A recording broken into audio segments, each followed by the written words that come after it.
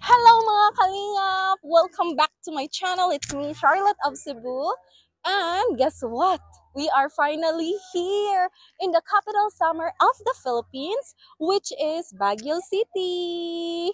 And ayun po, expected po no, sa video na ito ay hindi lang po yung mga views ang ipapakita natin. For sure, yung main target natin is I want you to learn something. So, ito po ay about educational tour. And yes, ito po yung unang destination natin sa araw na ito. And come here, I'm so happy to introduce sa mga hindi pa po nakapasyal dito sa Baguio. Ito po ay ang The Mansion. Okay? Or mas kilala bilang The Mansion House na of course dito nyo lang po matatagpuan sa Baguio City. Ay! May konting pa muna tayo. Commercial. Sayang po mga kalingap. Ano nga ba ang kasaysayan or istorya sa likod ng The Mansion? Ito po ay ang nagsisilbing tirahan ng Pangulo. At ito ay tinayo noong 1908 mga kalingap. Sa pamumuno po of course ni Gobernador General William Cameron Forbes. So ayun po mga kalingap, ang gusali na ito ay dito nagaganap kung minsan yung mga pinaka-importanting meeting katulad ng APEC o yung related sa government po. At saka ngayon po ay dinadayo na siya dahil bukas na po ito sa publiko at kitang-kita nyo naman, hindi lang po kami dito ang turista, marami po. Dinadayo po talaga ito. Kasi pag nandito ka sa mismong lugar, ay tsak, mapapahanga ka po sa taglay na ganda ni The Mansion. Kaya lang, hanggang dito lang tayo banda, no?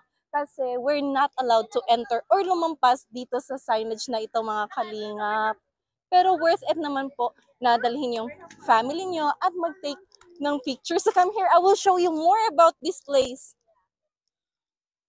So ayun po no, once again, ang lugar na ito, for example, yung president or pangulo ay pupunta sa Baguio, dito na po siya magsistay.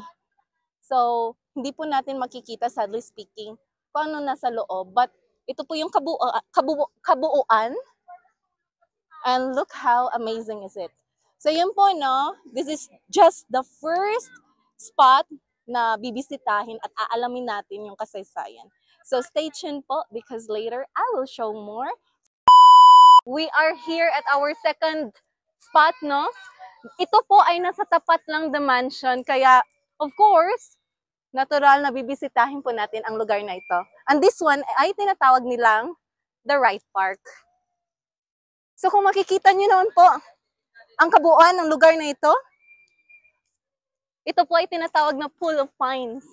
Kasi nga, ang daming mga punong pino. Sa Tagalog po pala, sa pines ay punong pino. Okay? At isa din po ito sa pinakasikat na pasyalan ng mga turista dito sa Baguio City. Dahil po sa malawak, and then napaka-preskong hangin, klima, and then marami ding mabibili dito. Doon banda, may mga stores, may mga pa-horseback riding, yung mga activities na inaalay nila sa mga turista po dito. So kasalukuyan po tayong naglalakad. Of course, kasama ang VSM team. And this is one of my favorite places talaga. Kasi ang sarap po magmuni-muni dito. At alam nyo ba mga kalingap, ang pangalang Wright Park ay galing po yan sa sa Gobernador General na si Luke E. Wright. Kaya naging Wright Park po ito. At sino po ba siya? Siya lang naman po ang ikalawang Gobernador General dito sa Pilipinas. Mula 1904 hanggang 1906. So see, dyan po nakuha yung pangalang Wright Park. So kung kayo po ay baguhan at hindi nyo po alam kung saan pupunta yung mga tourist destinations dito sa Baguio, I for sure do not miss this one. Kasi po libre naman po dito, libreng mamasyal. Hindi ka po no need na magbabayad ka ng entrance fee mga kalingap. Besides for walking, maaari ka ding jogging or cycling. Ang lugar na ito ay hindi lang po pine trees ang makikita nyo. May mga may mga bulaklak, flowers, and look at that. Would you mind to show it to them? Show, like, the full space. Yes. So see? So ayun po, do not hesitate to come and visit this place, mga kalingap. Dahil for sure, mawawala po talaga ang pagod nyo dito. And napaka-relaxing kasi you're given a chance na makipaghalubilo din sa mga turista na namamasyal dito, mga kalingap. So feel free. You know what? It is my third time here. Pero yung feeling ko talaga ay parang first time ko pa po. So, thank you for watching and I hope that you learned something about this place po. So, see you to our next destination. Amping! Po na ito, dito ka po makakabili ng mga souvenirs. Of course, you shouldn't miss that too. Kulang yung pamamasyal or pagbabakasyon kung hindi ka makakabili ng kahit konting keychain or ref magnet na may nakasulat na Baguio to prove na it's your way of remembering the place, ikang. So ito po, halo-halo po yung mostly nagtitinda po sila ng this kind of bags. Cute. Magkano pong ganito, ate? Ay, manipis siya. 280. Wala nang tawad? 250 yung last price. I like this one. So cute. Ito po. naman po 230. Pwede siya hanggang 200. Walang 150? Walang 150 na ganito? Oh, na ano pa, oh. So, ayun po, no, mga kalingap. Their prices, depende po talaga. Kindat-kindat ka kasi nakita ka ng gwapa. Mayos ka dyan, Mirador. So, ayun po, mga kalingap, no. This one is 230. Pwede siya sa 200. Pwede siyang 200. May tawad. Kailangan marunong kang humingi ng tawad. Charot lang. And this one, come closer. This is famous din sa dito sa Baguio. What's the story behind ba? Ano ba to? Is this art? What is this? Like male organ? So ayun po, just a quick fact lang po, no. Some people they're making fun of this one, no. Bakit part ito ng Baguio na may paganito-ganito yung male organ. This one is for infertility po, mga kalingap. It means, ito po yung parang keychain kumbaga kung gusto nyong magkaroon ng baby. So you're praying for that. Hindi po to kabastusan or a kind of art, a kind of maybe, but it has a story behind, which means is infertility. Kasi may mga mag-asawa na hindi pa makakabuo, right? So that one is also part sa culture po dito sa Baguio. And of course, you shouldn't miss this one. Strawberry. Yes, strawberry. Kilala po ang Baguio sa sa strawberries dahil nga ang Baguio lamang ang may malamig na klima because strawberries can't grow sa maiinit na lugar. So that's why pag nandito po kayo sa Baguio, do not miss the chance to eat and try their sweet strawberries. So they have different kind of souvenirs here. Magkano po ito? Wow. Ikaw gumawa nito? Did you make this one? Yung boss mo. Aren't you the owner? Ang ganda ng tendera nila. Isa yan sa mga dahilan kung bakit maraming bumibili. Kasi nga yung appearance ng mga nagtitinda ay talagang napaka-charming, right? Look at her. Ilang taon ka na? Ilang taon ka na? 25. 25! I thought she's just 18, di ba? Looking young. Say hi ka sa vlog ko. Hi! Yes, namamasyal lang kami nagpo-promote ng Baguio. So, ayun. Uy, may follower na ako. Mga vloggers po kami din sila. Yes. Inano ko lang yung mga product dito sa Baguio. So, ayun po mga kalingap, no? One of the din kung bakit maraming namamasyal sa Baguio ay yung hospitality and yung kindness na pinapakita nila. So, thank you very much. I'll just go back if I'll buy something. So, ayun, let's roam around this place. And of course, kasama ko pa po yung mga timberalot. Anong binili niyo, oy? This one is so cute. Like, 12 for 100. So, mga kalingap, if you're saving some money, pero gusto mong magbigay ng, gift to your friends, mura lang po to, like 12 for 100. So, just a simple souvenirs to your friends will surely make them happy na. So, assorted po yan. You can choose different kinds of stuff here. Yan. Mostly crafted wood craft. And they have magnets. See? Magnets are 3 for 100. Tatlo, 100. Am I right? 3 for 100. For your 100 peso, you can have 3 magnets for that, which is good naman. Ayun na. Oh! Sali po, we will try to buy something here. Dandan, baka madulas ka. Ay! So, gladly speaking, may bagyo po. Alam naman po natin na may bagyo mga kalingap, right? But I'm glad kasi binigyan po tayo ng magandang panahon ni Lord. So, thank God for that. And then, this section naman, still, they are almost selling the same. Pero, they have this one. Walis. Walis, 3 for 400. Maganda po yung walis na made sa Baguio, mga kalingap. Baka gusto ko na rin magbenta ng walis dito. And may different sizes, different colors, as you can see. My pure, ano ba to? Is this brown? Yeah, something, a shade of brown. And of course, the sizes. So, ano siya, no? 3 for 400.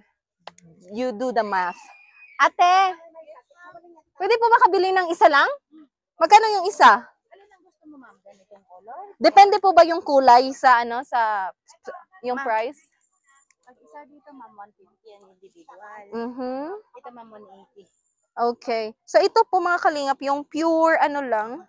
Diretso ang tawag nila dito, ma'am. Diretso? Walang bugtong. Ito, ma'am, diretso yan. Yung walang binabalik-balik kumbaga. Ito yan. Oh, amazing. Can I have this one? Ikumpara ko, itingin ko lang.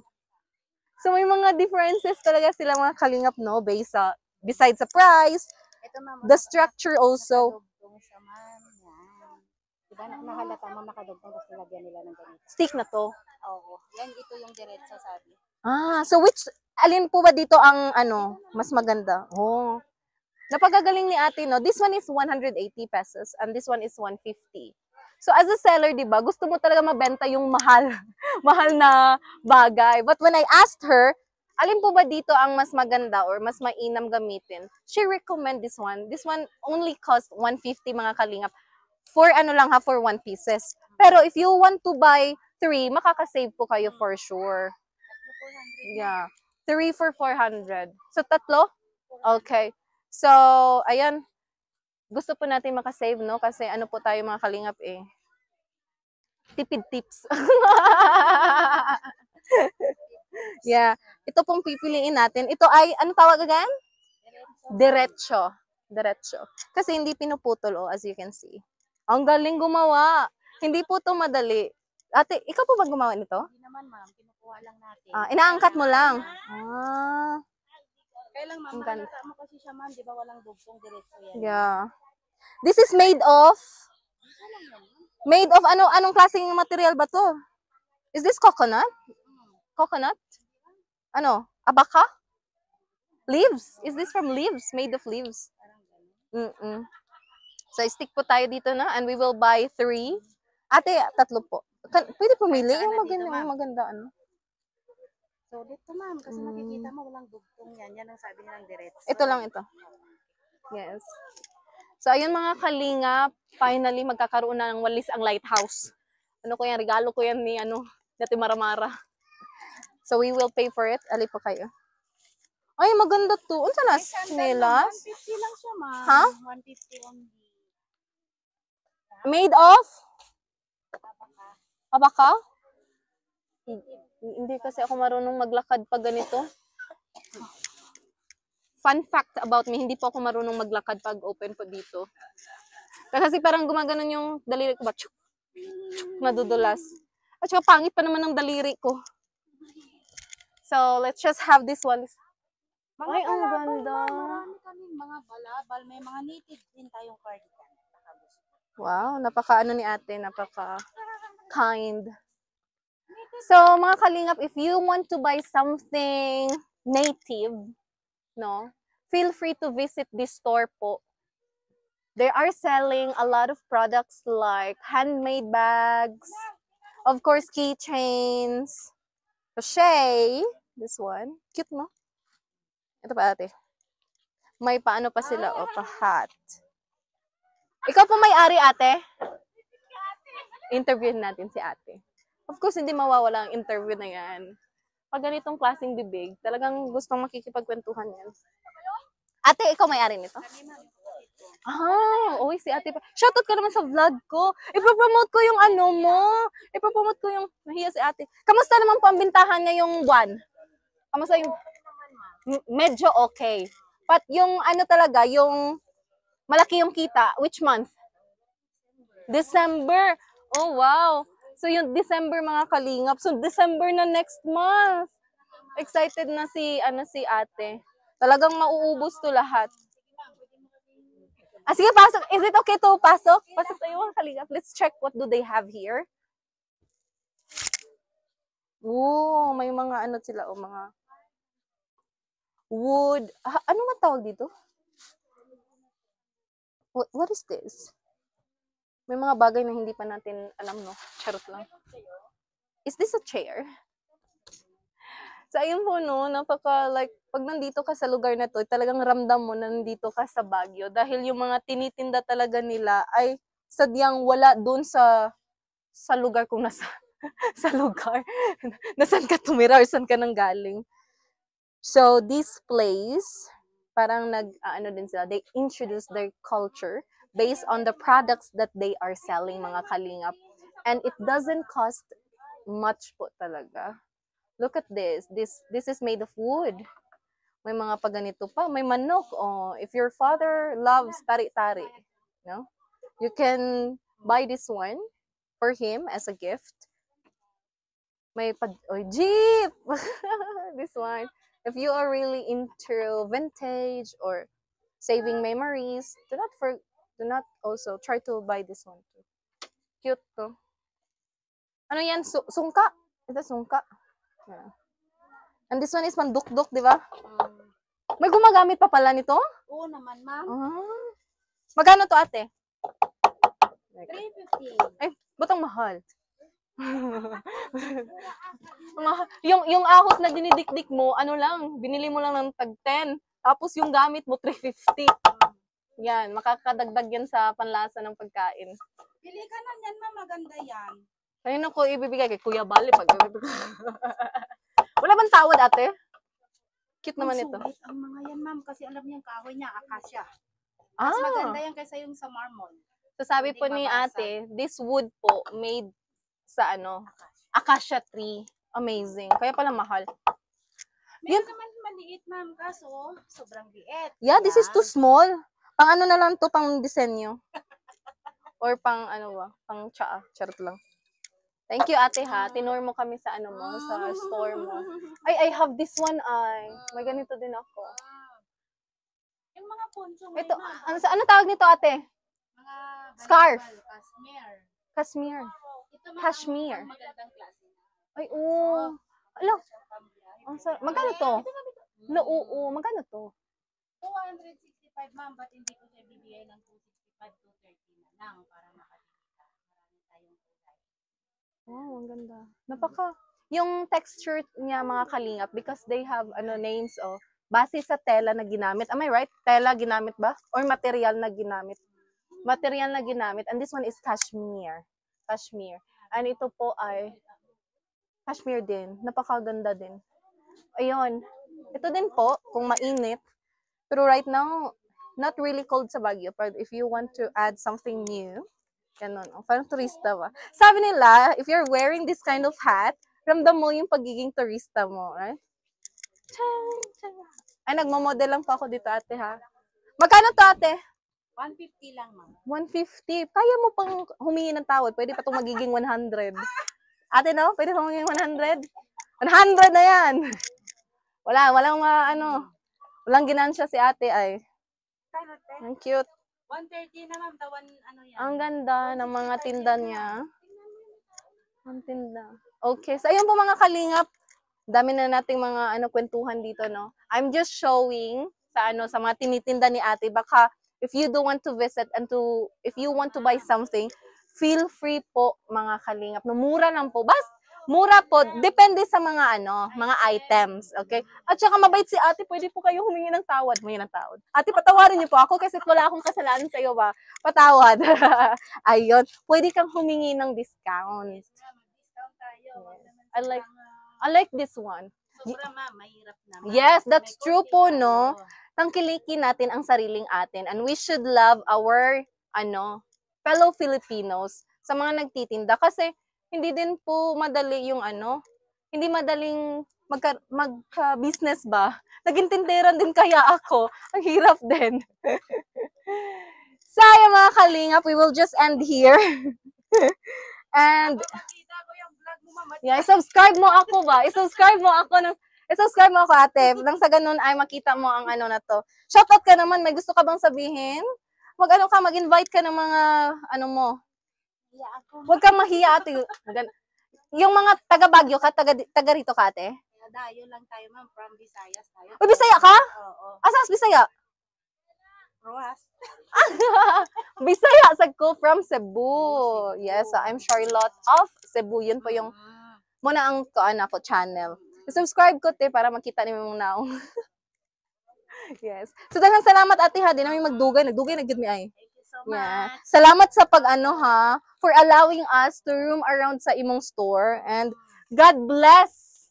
Yes, and I wish you all the success. Ang ganda ng business mo. Yes, for sure. Yes, that's for sure po. And maraming salamat po sa walis. May ba to, warranty? Pag nasira, ha? Pag nasira, Sulit yan, mama. sulit, sure ka? Walang warranty to? Ha? Ay, yun lang po. Yun lang po yung naka-disadvantage. Wala palang warranty yung mga tinitinda. Pero sure siya, hindi na masisira to. Pwede mo pang ipamana to sa mga anak mo. Pwede pa, no? Pwede ko pa ipamana sa anak ko to? Yeah. Yung problema, gagawa pa tayo ng anak. Saka natin maipamana to. Sa ate, maraming Tawa si ate. Ay. No, iniwan na kami. Sayang po, maraming salamat po ate and see you next time. Sa mga kalingap, let's go na because as you can see, nawala na po yung kasamahan natin. They left us na. So dito na muna po magtatapos ang ating educational tour slash chikahan? So maraming salamat once again and see you next time. Thank you very much. Bye! Shout out! First time po na may nakakilala po natin dito. Bisaya ka natin Si Mirador. Nanonood po siya ng Miranot namin mga kalinga. Bigla akong na-shock. Bigla nag-apo siya. Kilala ko ba to? Parang gano'n. Ganito pala feeling. Sarapan. Artista na ako. Ay, may taxi. Okay, ayun po. Ay, shoutout po pangalan mo, ate. Shoutout po. Solita. Taga-asa ka? Taga-Cebu ka? Masin. Ay, sa Leyte. Pero nato sa Taguig. Taga-Taguig na po yung ron. Taga-sa ka na rin na bakasyon lang.